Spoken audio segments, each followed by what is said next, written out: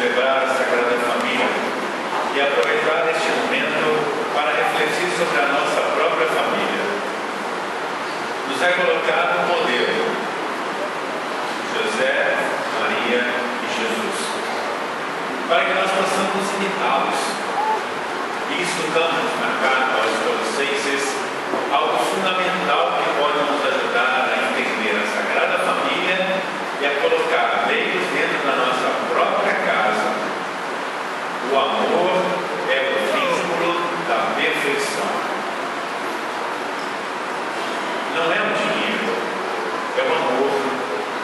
É o amor que nos ajuda a passar por cima de diferenças. É o amor que nos faz aceitar e compreender o outro como ele é.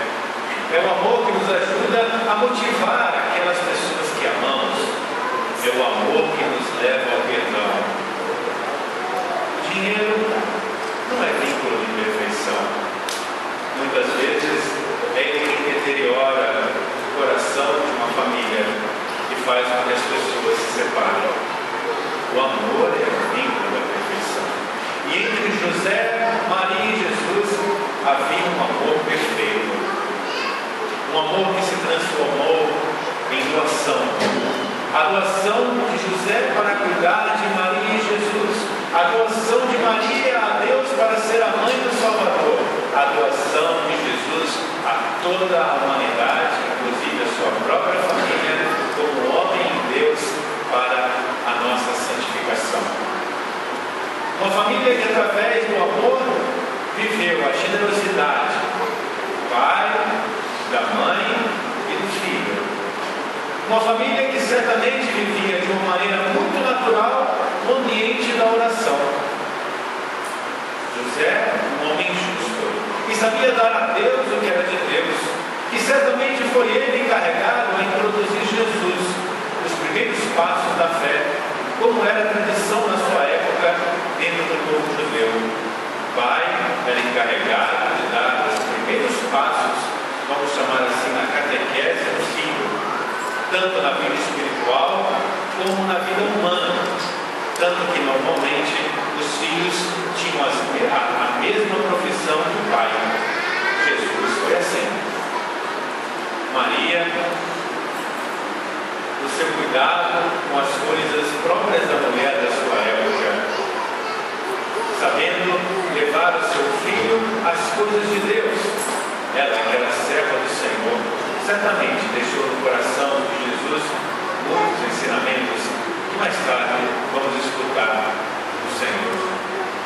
E Jesus, vemos em sua vida pública tantas e tantas vezes orando ao Pai para que o Senhor estivesse sempre, o Pai estivesse sempre do seu lado nas situações mais difíceis.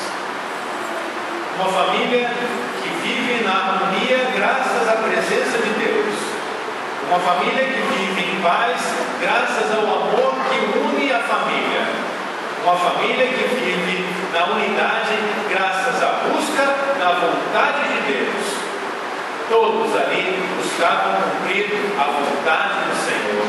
Tanto que vemos no Evangelho falando 3 vezes que a Sagrada Família foi a Jerusalém conforme a lei do Senhor. Além de tudo, obedientes. Obedientes ao que Deus pedia. Sem privilégios. Sem buscar privilégios por serem os pais do Salvador. Era necessário cumprir o ritual de apresentação do menino e de purificação da mãe. Então vamos a Jerusalém. Sem privilégios. Agora pare para pensar, era algo necessário? Será que é necessário Jesus, o Filho de Deus, a segunda pessoa da Santíssima Trindade, ser apresentado no templo? Não é? Será que Maria, a Imaculada Conceição, a concebida sem pecado, será que por acaso ela precisava de alguma purificação? Não, né? Mas nem por isso deixaram de cumprir as normas. Aquilo que era prescrito para o judeu piedoso. Pessoas simples, humildes, com fé, pobres, que fizeram das suas condições a maneira de servir a Deus.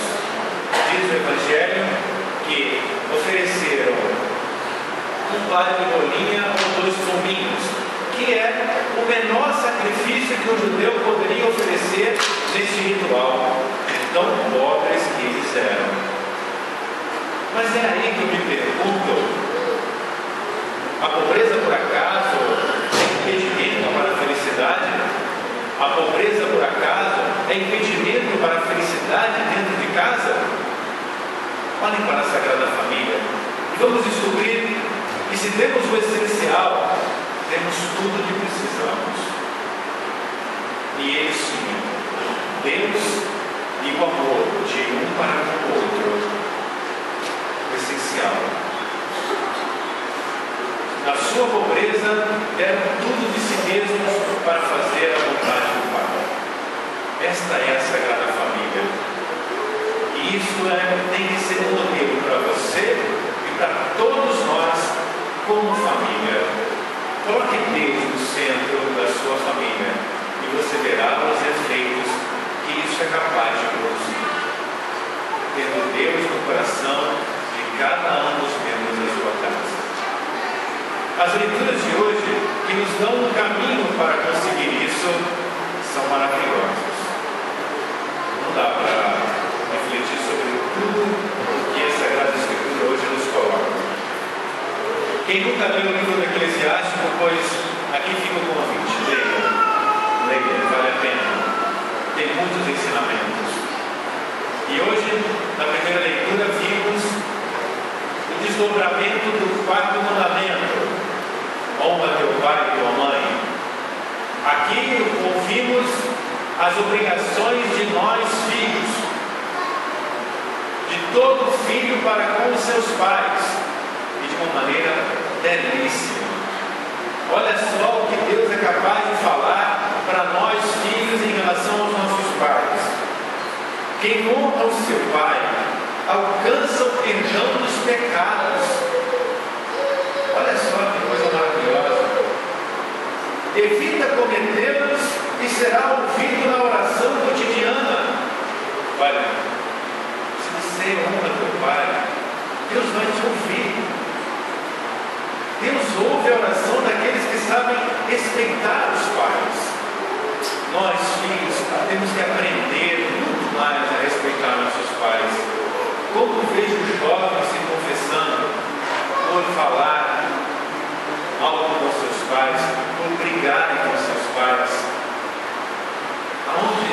Aonde guardamos o respeito com os nossos pais? A gratidão, ainda que fosse, apesar dos problemas que pudermos ter com os nossos pais, uma coisa, teremos que ser gratos toda a nossa vida: o dom da nossa existência. O primeiro dom que recebemos, o dom da vida, no mundo de coisas descartáveis, que cria uma mentalidade assim na vida das pessoas. Nossos pais nos amaram, nos desejaram e nos deram a vida, enquanto vivemos num mundo em que milhões de crianças são abortadas. Nossos pais nos desejaram e nos quiseram. E certamente tantas outras coisas nós recebemos dos nossos pais. Saber honrar o pai e a mãe, saber respeitar nossos pais, é sinal de gratidão. De gratidão por tudo aquilo que eles já fizeram por nós. Quem respeita o seu pai terá vida longa. Quem obedece ao pai é o consolo da sua mãe. Não é verdade, mãe?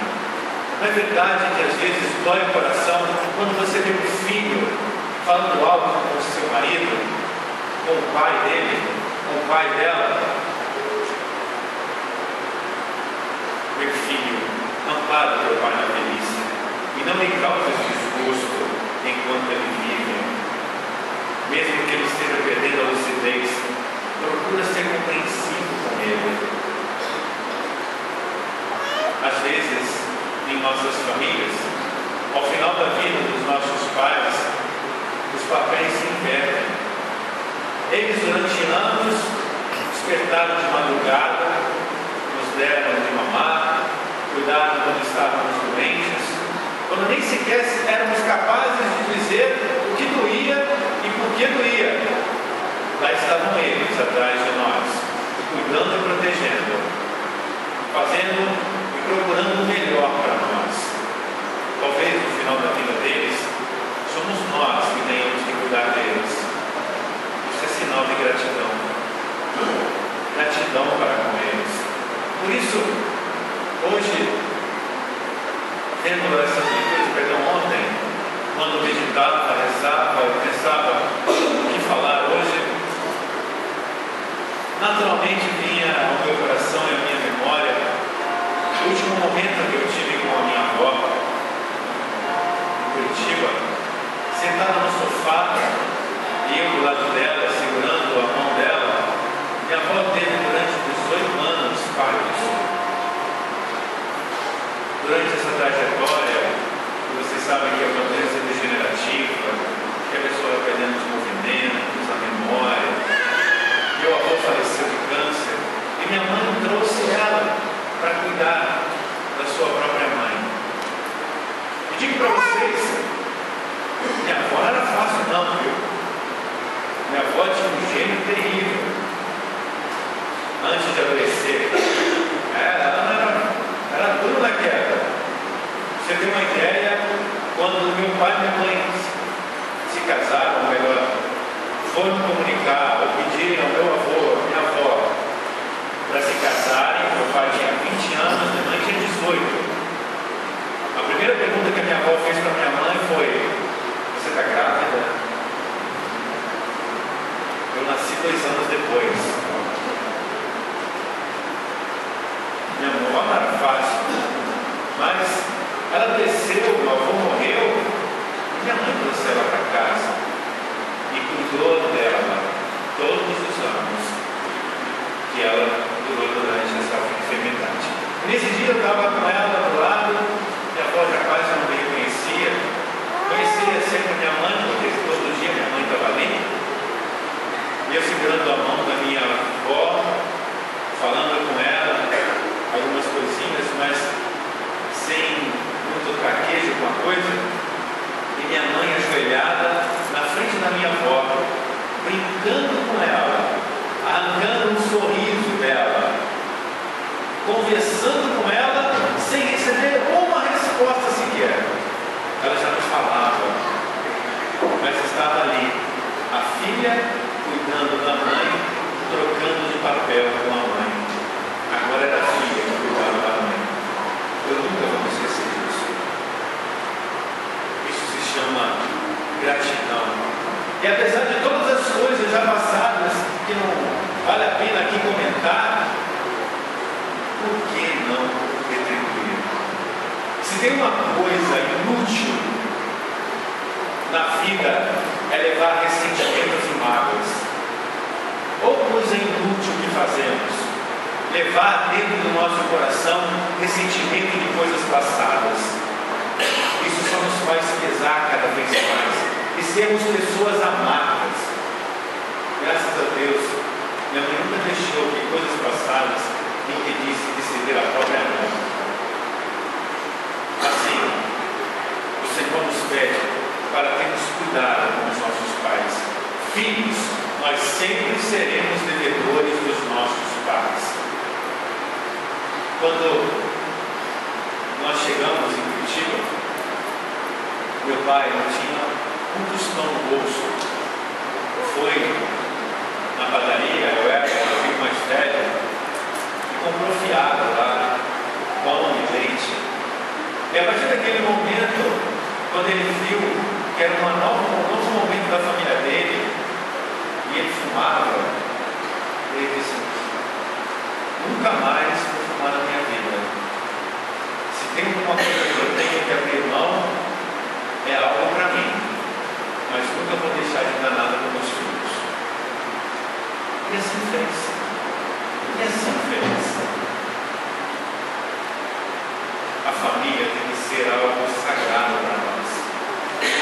O que é sagrado para Deus tem que ser sagrado para você. Por isso é tão importante a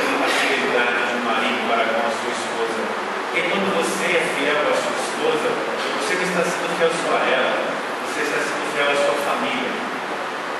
E eu gostaria que seus filhos, ao final, você pudesse, ao final, durante a sua vida, eu gostaria que você, pai e mãe, tivesse o orgulho e o prazer de escutar um dia seu filho ou sua filha te dizerem isso. Eu quero ser um dia como meu pai. Eu quero ser um dia como a minha mãe. Se você escutar isso dos seus filhos, parabéns. Você está cumprindo a sua missão. Parabéns. Que seu filho tenha você como modelo. E você, mãe, também.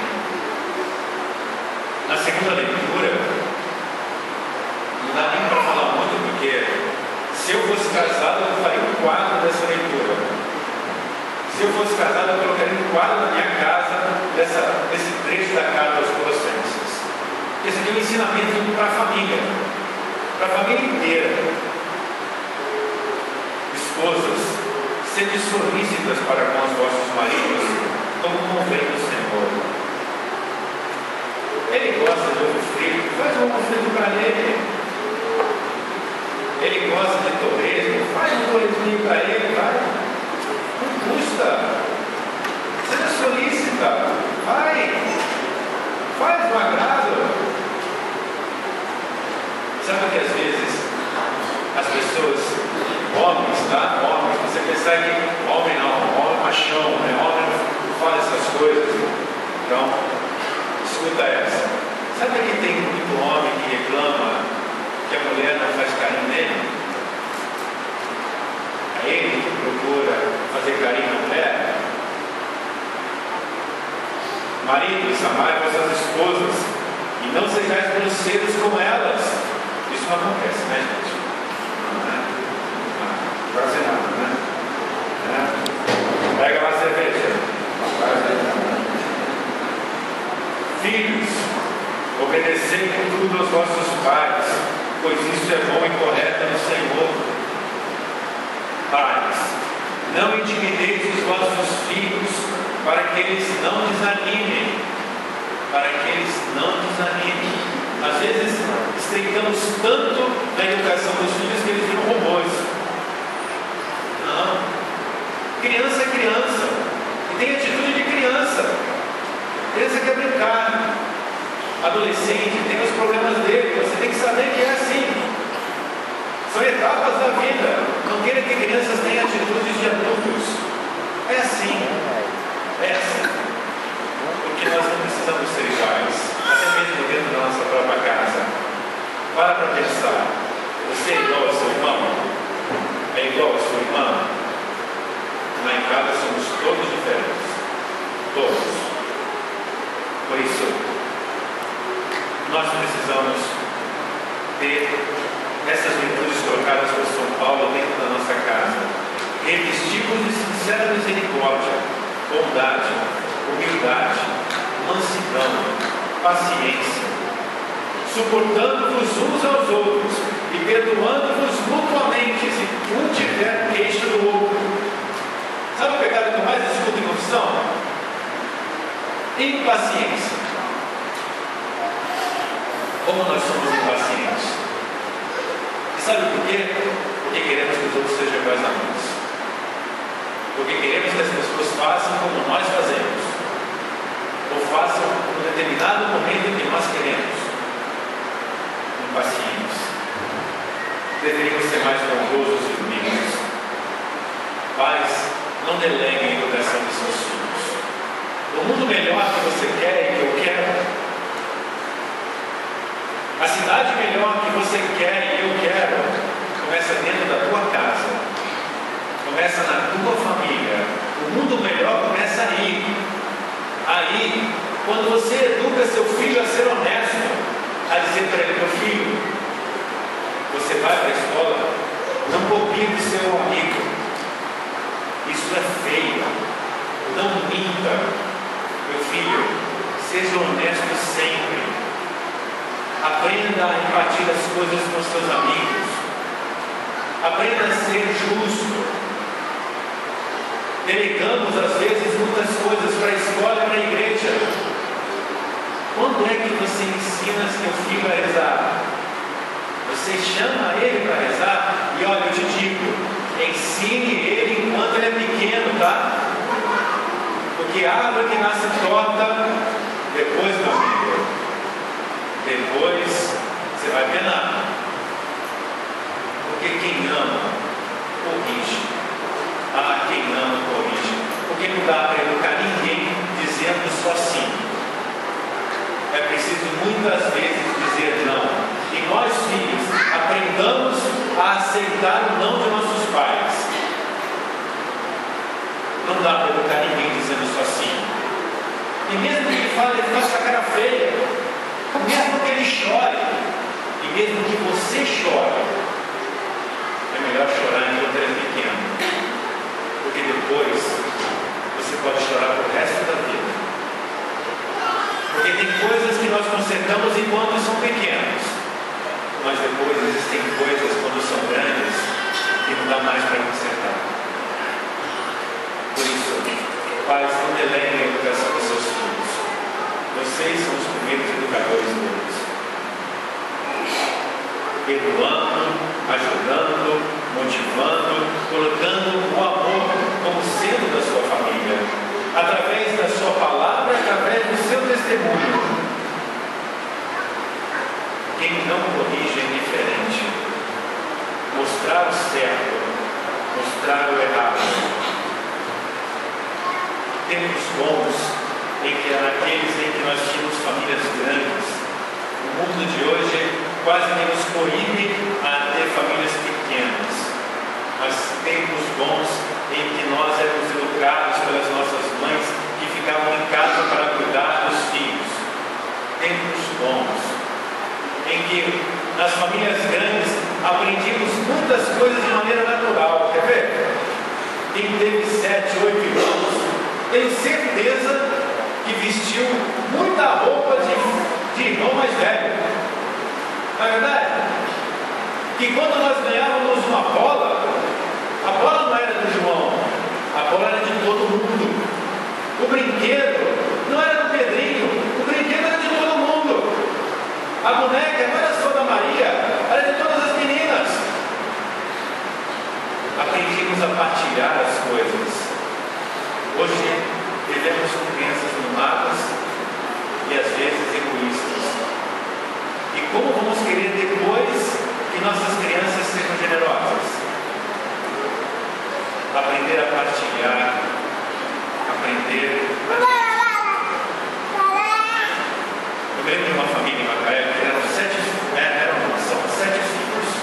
7 filhos. Quando eles chegam na igreja, ocupam 2 bancos. Pai, a mãe e os 7 filhos. Perdão, 6 agora porque uma é consagrada. Está trabalhando no México. 7 filhos. Dos 7, eu falei hoje errado. Todos foram das coroinhas. Todos. E é interessante porque os menores ficavam no banco vendo os irmãozinhos mais velhos sendo coroinhas. Quando eles cresciam um pouquinho, adivinha o que eles queriam ser? É lógico. Meu irmão é coroa, o que quer ser? Meu pai vai na igreja e reza. Quando ele chega na igreja, ele ajoelha lá no banco e reza. O pequenininho não sabia nem o que estava fazendo, mas ele ajoelhava junto com o pai. A palavra e o exemplo. Isso fica pro resto da vida. Fica. Como fica? Por isso, meus queridos, vamos fazer de nossas casas verdadeiras igrejas, porque a igreja começa na nossa casa. A família é a igreja em pequeno. Já ouviram isso, né? A família é a igreja em pequeno. Tudo começa na família. Por isso, Deus mesmo quis ter uma família, santificou, consagrou a família. Que a sua família seja também uma família consagrada. Isso você vai fazer se Deus estiver ali no meio dela. Você de verdade herdará algo inestimável, que nunca vai se perder na sua família, de Deus a quem você ama. Porque no dia em que seus filhos e netos passarem por problemas, eles vão procurar Deus. Mas se eles não tiverem Deus, eles vão procurar quem? Temos uma juventude perdida, porque temos uma juventude sem Deus. Eu olho para os nossos jovens na paróquia e rezo para que os nossos jovens, para que vocês jovens que estão aqui hoje nessa missa, para que vocês tenham a coragem de viver sua fé. Porque no mundo de hoje é preciso ter coragem para viver a fé. Rezo pela sua perseverança. Que Deus dê a graça de termos famílias santas que possam verdadeiramente cumprir sua missão. Famílias santas. E desculpe a definição, mas é assim: família, homem, mulher e filhos. Homem, mulher e filhos. Chame-se de uma outra maneira, outras uniões. Homem, mulher e filhos. Que nós defendamos a família.